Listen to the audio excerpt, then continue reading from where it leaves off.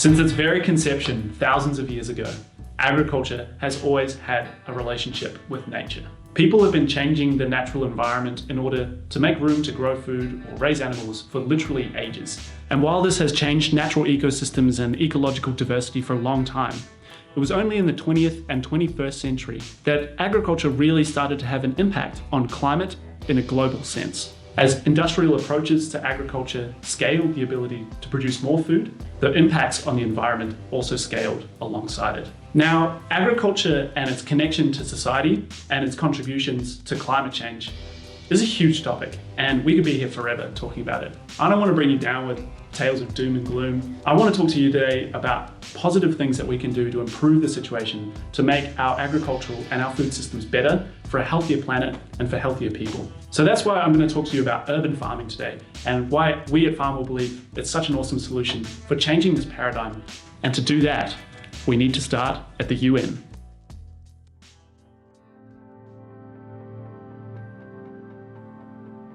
All right, so here we are at the UN. It's pretty snazzy here. It's actually 2015 right now, and the UN have just developed their 17 Sustainable Development Goals, or SDGs as they're more affectionately known. The 17 SDGs are a shared blueprint for peace and prosperity for the planet now and into the future. They state that ending poverty and other deprivations must go hand in hand with strategies that improve health and education, reduce inequality, and spur economic growth, all while tackling climate change and working to preserve our oceans and forests. Can't complain about that, sounds pretty good.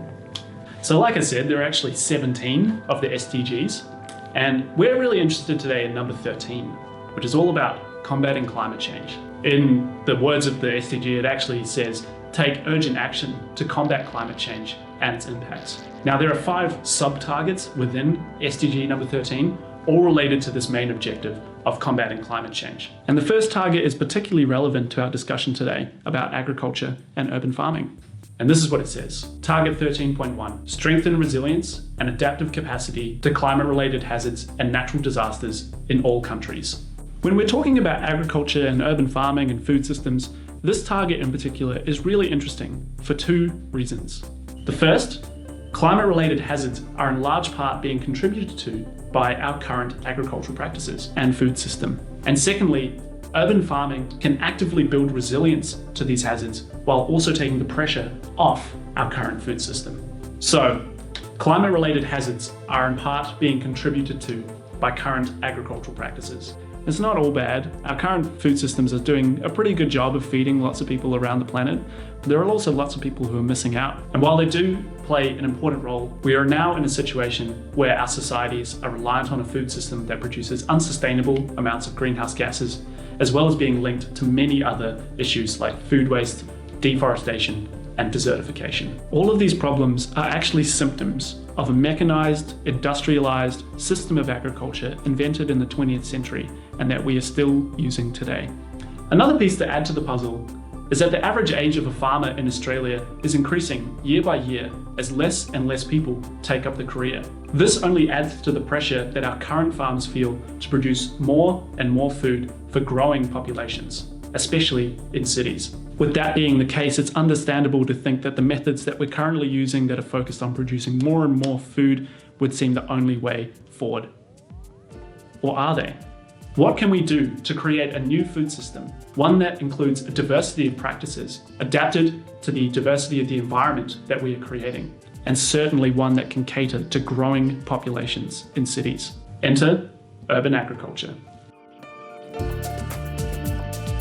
By its very nature, urban farming strengthens our food systems to climate-related hazards. And here are 4 reasons why. Food is often grown closer to where people live. In fact, sometimes it's grown right on their doorstep. So the supply chain is less likely to be broken in times of crisis. With technologies like aqua and hydroponics, as well as the ingenuity of urban farmers to get more from less, we break the cycle of needing to move farms as the soil is degraded. In urban farming, you can't just pick up and move. You have to work with what you've got. And lots of urban farmers are doing it in a way, treating the soil right, using regenerative practices to build the soil health up. Urban farming is inherently creative and very challenging to make work. So the people who are urban farmers are also often the type to create innovative solutions for closing the loop, using materials like insects, food waste, and grey water. And lastly, urban farming, and community farms in particular, strengthen communities. And strong communities are able to support each other through crisis, especially ones related to climate. Now, urban farming isn't without its faults and its impacts. It's not necessarily suitable for growing every type of crop, and high-tech solutions like hydroponics require significant investment and use a lot of plastics when first setting them up. The cost of land in the city versus the monetary value that you get from crops can also pose business challenges for urban farms. But one of the biggest challenges that is facing urban farming right now is the fact that a lot of people don't know how to grow food. We've lost that ability. And the biggest challenge with urban farming is going to be empowering and educating and teaching a new generation of farmers who understand not only how to grow food, but also how to grow food in the city, understanding that challenge and working with the circumstances. However, this all plays a role in the diverse approach that we're talking about. We're not saying that urban farming is going to replace all of agriculture. It is instead going to work with a future of food system. Ecosystems like urban farming and rural farming can work together with diverse approaches, all focused around sustainability, regenerative practice, and ultimately a system that is resilient to climate change. While urban farming is still in its infancy, its promise is a new way of doing things that are aligned with the UN's 13th Sustainable Development Goal.